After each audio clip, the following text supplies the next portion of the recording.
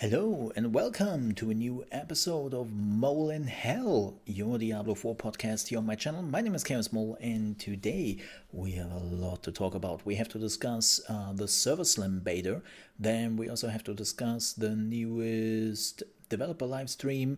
We got some information there and just a lot of stuff happened. So I would say we are getting right to it. By the way, if you enjoy this show, please don't forget to leave a like on YouTube and also subscribe to the channel. We are doing much more Diablo 4 content here on the channel in the next few days and weeks. We already have some Diablo 4 content. I'm working on some release fast leveling guides for every class, or builds, not guides necessarily, but builds. And yeah, if you want to check that out, make sure to subscribe. But enough tooting in my own horn. Let's talk about the beta, shall we? So there was the Server Slam beta. I don't even know if they're still calling it a beta, just Server Slam. And I think the biggest surprise which actually happened before that was a pretty big patch. And people believed, oh, wait a second. Oh, this must be the patch with the small changes they have already announced beforehand, right? Right, yeah, that small little changes. So Blizzard basically nerfed every single class, well, nearly every single class, even the Druid. Believe it or not, even the Druid in some areas got nerfed, which is like absolutely crazy. It got some buffs though, so they nerfed some stuff here, they buffed some stuff there, and all in all, people were just panicking. Especially hilarious, all the YouTubers who made guides weeks, months before the release, and they are literally channels who have done nothing else since the beta to release like some guides with this is the ultimate build which would definitely bring you through the Diablo 4 release. And now they're completely worthless.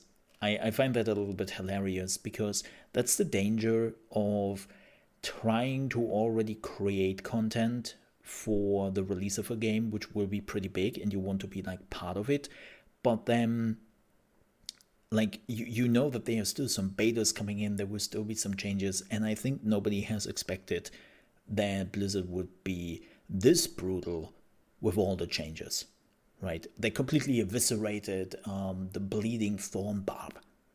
That's one of the things I think a lot of people didn't saw coming, because a lot of people complained a little bit that the barbarian wasn't too strong and they didn't really feel like it. And it's like, no, Blizzard was not holding back on that one. Again, they even nerfed the Druid in some areas, and it's this, yeah, because some builds completely overperformed and they completely outperformed the moment you got one or two legendaries with all the other builds out there. Like one of the builds I have been running as a Sorg was not a Chain Lightning build. They nerfed that into the ground. No, it wasn't also a Hydra build, but I used a Flame Wall build with some Incineration, and they didn't touch that. I assume they will probably nerf the Flame Wall a little bit, but one of the biggest weaknesses of the Flame Wall is when somebody is running out of it, well, they are running out of it, and then they are not getting the damage anymore. So you have to put down a new Flame Wall that costs you mana again, yada yada. So if they nerf it, it would not be a big nerf, but I don't really expect it yet. But yeah, they nerfed Hydra, which was to be expected. Blizzard, like, this is actually one of the abilities where I have to say, I'm not sure that Blizzard exactly knows why they nerfed Hydra. They have probably seen that everyone is using Hydra, and they have probably seen that Hydra did an insane amount of damage. Granted, that is nerf-worthy, right? But, and this is what irks me a little bit, everyone was still running around with Hydra, even this beta. Why? Because Hydra, now that they fixed, I clearly say fixed, not nerfed, but fixed, like the frost blades, right? So for everyone who didn't know, there was a build where they made it so that when you were using frost blades, you basically had 0 cooldown on most of your abilities. And it was so insane that, of course, Blizzard fixed that. That was not intended, right? That you have 0 cooldown on all of your abilities. So now that they fixed that, I totally understand. But Hydra, here's the thing with Hydra. Hydra is the best ability for the Sorc. Why? Because it's a cast and forget ability. So many other casts have to be repeated all again. You have to reposition them. You have to get some mana for that to really make them work. But Hydra is super cheap. Just you put it basically into the ground and then you just leave it to their own devices. Now what they did is you have to cast it a little bit more often because they nerfed the time the Hydra stays up. But it's really not a big problem because it doesn't cost you that much mana, and you just click it. You just click it, and then it happens, right? So I get the Hydra nerf, but I think Hydra will never stop to be used if they are not completely eviscerating it, because Hydra is just, in itself, as how the ability works, is just too good because it's easy to do. You put it into the ground and then it just do its thing. So yeah. What else did they nerf? They did nerf the Twisted Blade for the Rogue. Totally to be expected. I'm sorry, Rogues, but Twisted Blade was stupid as hell. For everyone who has not played a Rogue, so Twisted Blade is the ability where you do damage on the enemy. You stick a knife into them and you can stack that. And then after 1.5 seconds, those knives fly out of the enemy body, do damage again, and they also do damage while they are flying into your direction, back into your pocket, and hurt everyone in their path. The thing was so obscene, insane, right? That they had to nerf it. No, not really surprised. They did try to nerf buff. A little bit more of like the poison abilities. We will see how that goes. Funny enough, they didn't nerf the Rogue Ranger. The Rogue Ranger sounds like a car. Weird. No, the Range Rogue, right? The Bow Rogue. They basically nerfed that. Not a single bit. Like it's still as strong as it was before. And I was a little bit surprised by that because I thought it was already pretty strong in the betas, and now playing it again, yeah, it's pretty strong. It's pretty strong still. So we'll see how that goes. The Druid Landslide got nerfed. Of course, it got nerfed because it was the only ability which was kinda usable as a Druid. But I have played a Werebear this beta, and man, they buffed the bear. I can already see that a lot of people will play the bear because I think it's pretty good. They also increased the energy regeneration of the Druid, which was pretty needed. So yeah, glad for that. Speaking of energy regeneration, let me know what you think about that in the comments.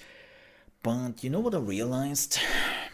Playing more and more Diablo 4, and I hope that will change later on in the end game, but especially at around level 20, we were in the Server Slam beta, I realized how few abilities we sometimes use and how much you are actually just doing left click, left click, left click, left click, ability, left click, ability, left click.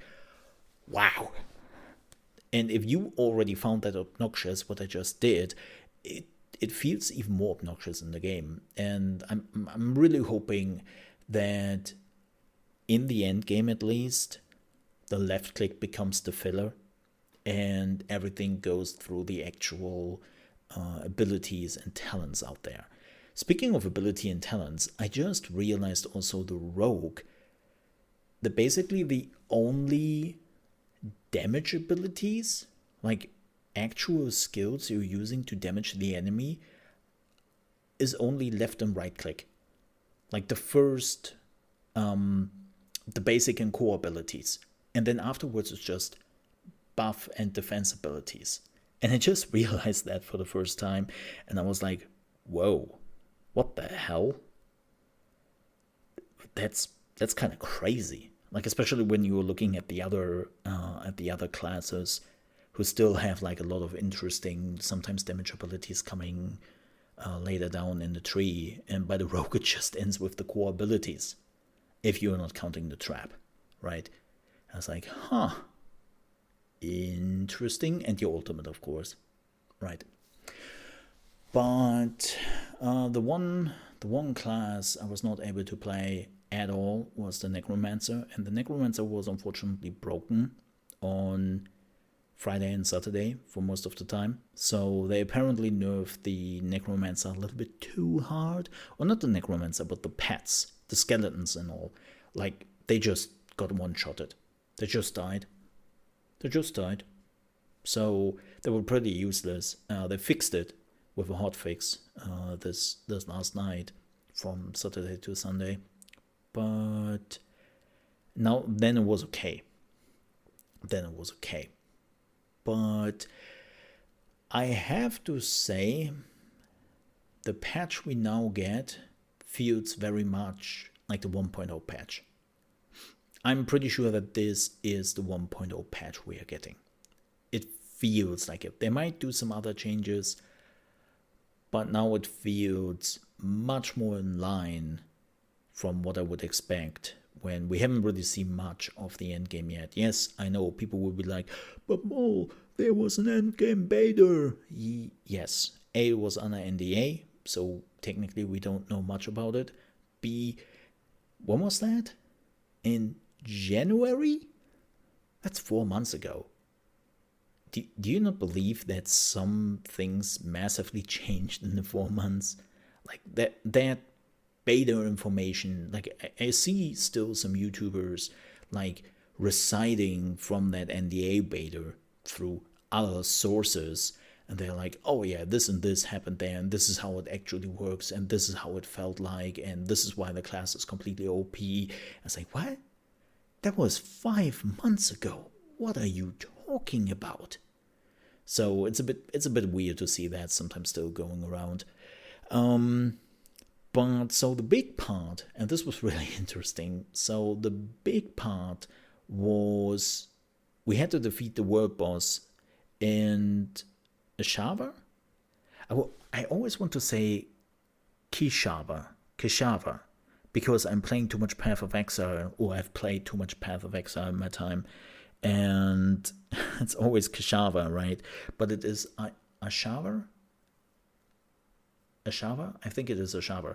Let's just call it the world boss, right? So the world boss started on Saturday, and you had to be level 20 to get the special trophy if you beat the world boss. Of course, there were some people who didn't get that message. Every time I saw a level not 20 in the group, I immediately left. But oh boy. Oh boy, that was a massacre and a half. I think a lot of people didn't expect this. You know how Blizzard does a lot of events where it's literally just a participation trophy you are getting by being at that event? Not this one. There are tons of people who did not get the trophy. I would love to know what the statistics are, but I have the feeling that at least half of the people didn't get it. I only beat the boss twice. I beat yesterday with my Barb, who was actually really well equipped, and we just defeated with like 4 minutes left. And then today I was going in with my Sorg, who was severely under-equipped, and we beat it with 10 minutes left. I was like, what happened?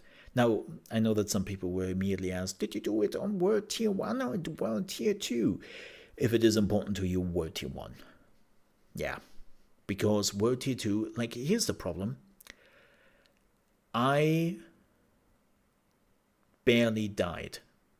With my barb, where we actually did defeat the boss, I did not die. Not a single time.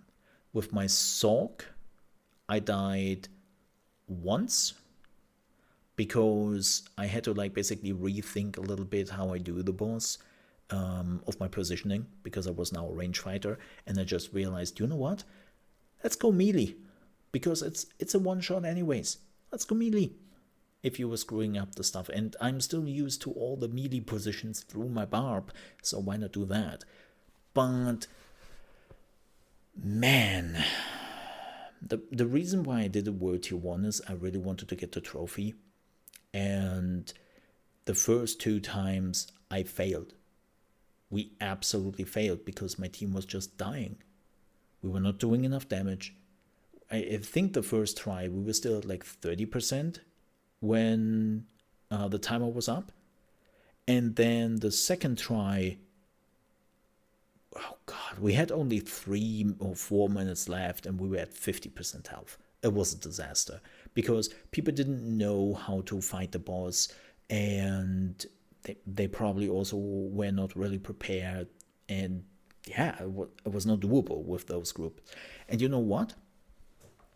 This is one of the things I am a little bit concerned about in the future. Not that you don't manage to beat the boss. That's acceptable. Look, I was Progress Raider in World of Warcraft back in the day. Tier 1, Tier 2, Tier 3, we actually did beat Nax, right, in Classic. We were a Progress Guild, and I know how it is to fail at the same boss for 8 hours straight and then come back next day or 2 days later or something like that, right? I know how that is, and I don't have a problem with that.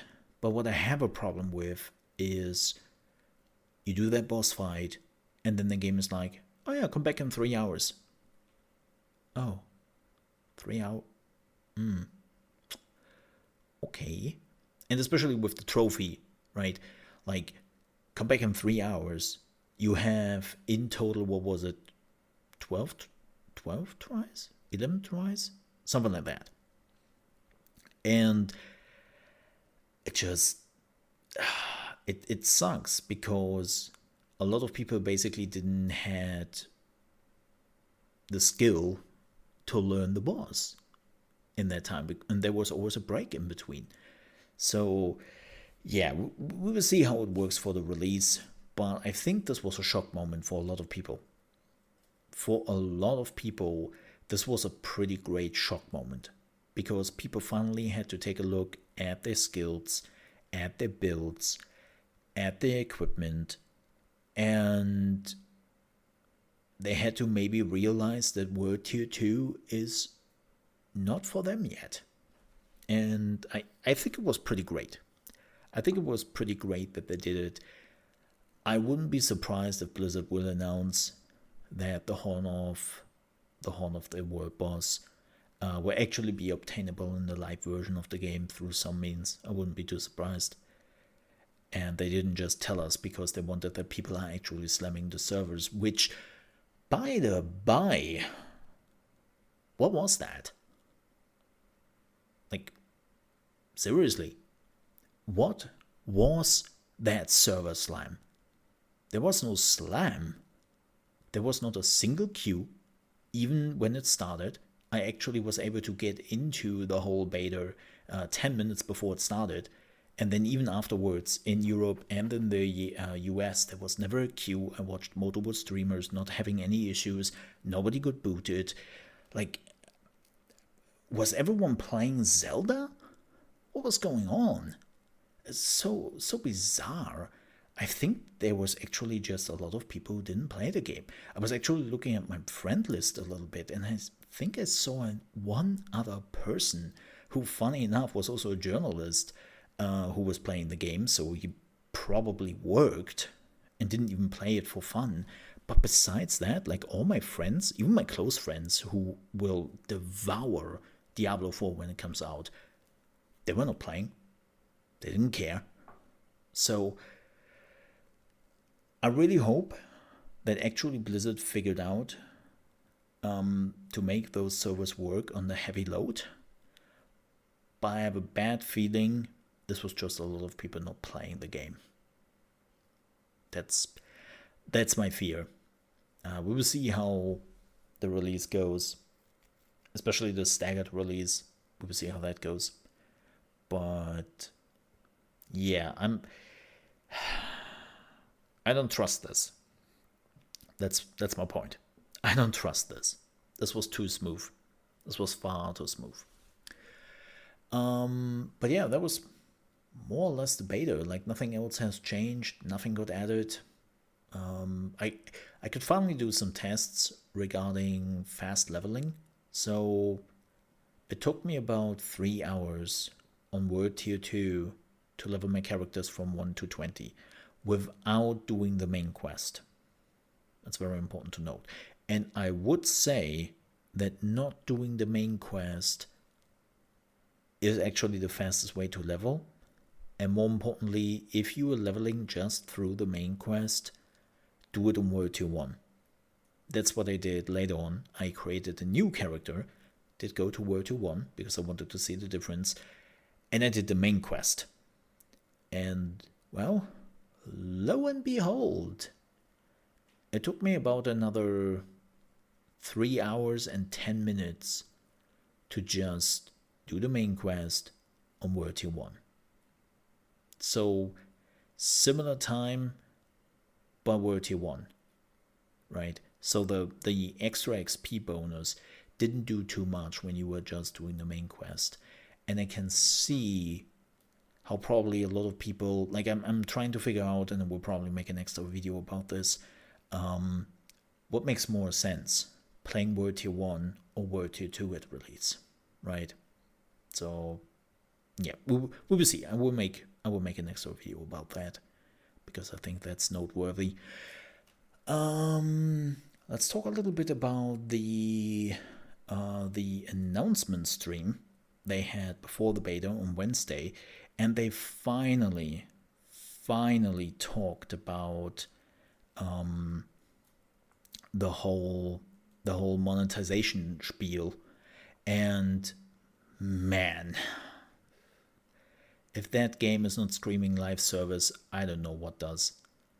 So they basically showed us what we already knew. There will be a battle pass. That battle pass will cost $10, $25 if you want to get a quick boost. The ashes you can utilize to get some permanent buffs for that season will be only on the free line of the battle pass. And no, getting the extra fast points will not unlock the ashes for you because there's also a level requirement. So apparently they thought about it and they made sure that you are not easily getting a boost. So if you are reaching level 10 in the pass to get your ashes, you will also reach that certain level at the same time. They calculated it so that you will reach that level when you are also reaching that level pass or that pass you need. So again, boost doesn't help you. But they showed off some cosmetics. They actually did some comparison to in-game cosmetics you can just get by playing the game, and then the cosmetics in the shop. And I don't know if they on purpose showed like some of the most non-flashy ones, but most of the skins you could just get in the game were so much better. Like, so much better. That was surprising. But yeah, very much screams like the usual live service here. Pay $70 and now pay us tons of money in the item shop and through season pass bullshit. People are getting more and more just annoyed by, me included. So we'll see how that goes.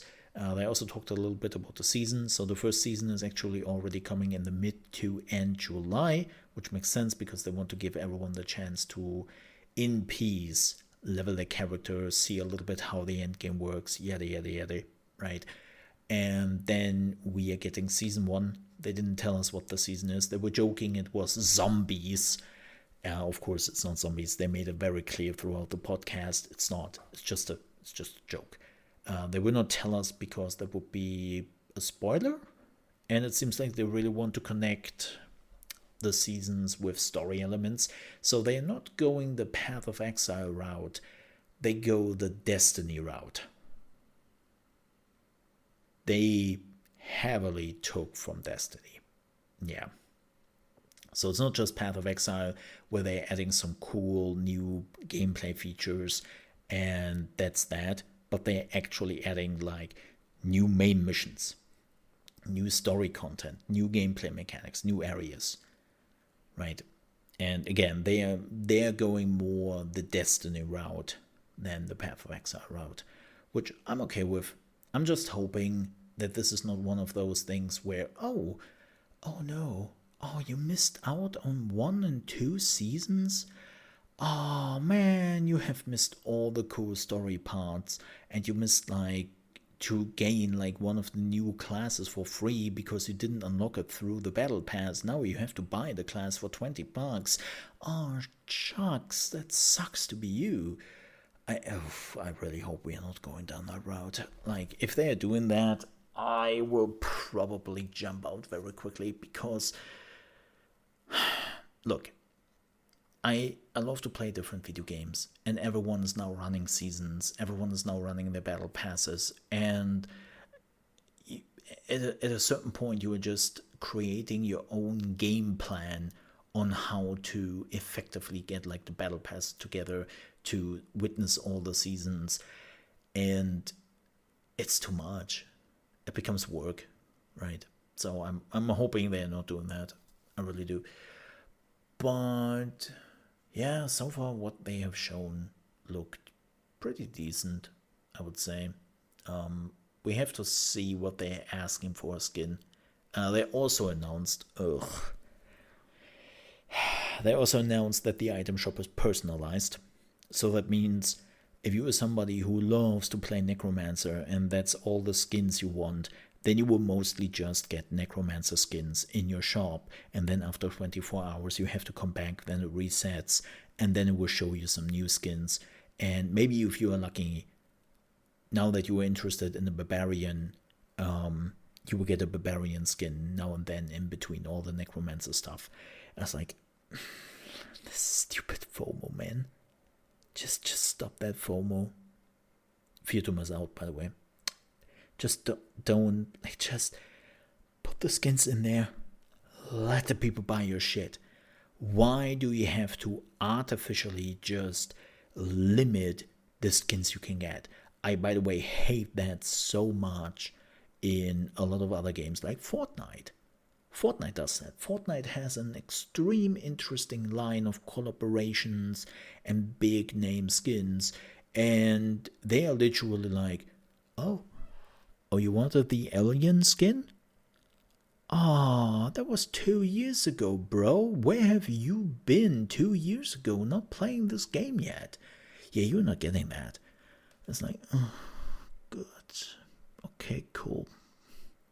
So, yeah, something we will probably see in Diablo 4 as well. I can guarantee you that. Like, man, it's... This is one of the biggest things I have to get used to. Oh yeah, one last thing before we are wrapping it up here.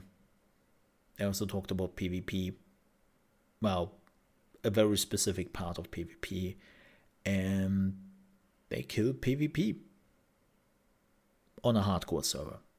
Yep, because they announced that on the hardcore servers, if you are dying through PvP, you are dead. Your character is gone. And that's basically a death sentence to PvP on a hardcore server. Because the reason for that is pretty simple. When you are going into a fight with a PvE enemy, there are odds that you can die. But those odds are very controllable. You are in a very controllable environment. You know your enemy most of the time. Like, you know all their skills, you know your skills. There's nothing surprising happening there.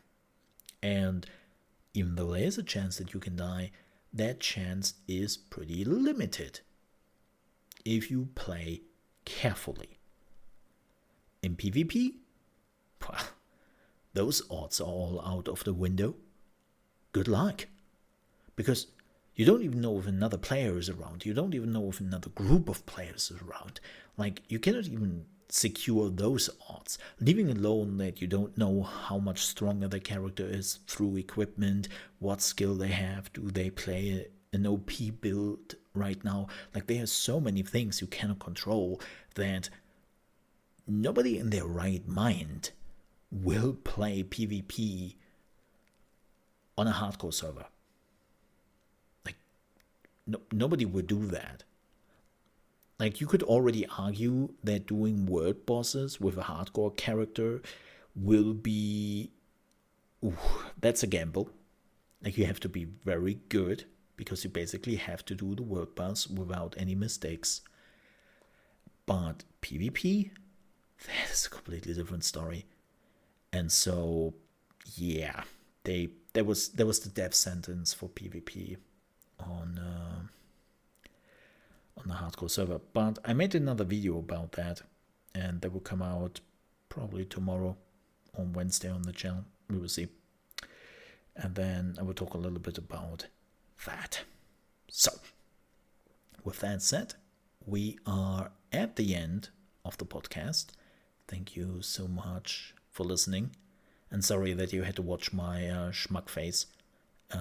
As it turns out, I wanted to use some of the beta footage from this weekend, and the only footage I had recorded was literally one of my live streams. So sorry for that.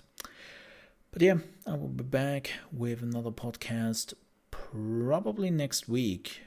Yeah, we have only 3 weeks away from the release of Diablo 4, and I have some plans what I want to talk about, so we'll probably do that.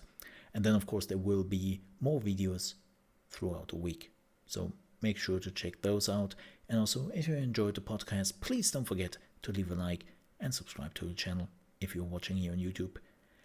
Thank you so much for listening, for watching, and I'll see you next week in hell. Till then.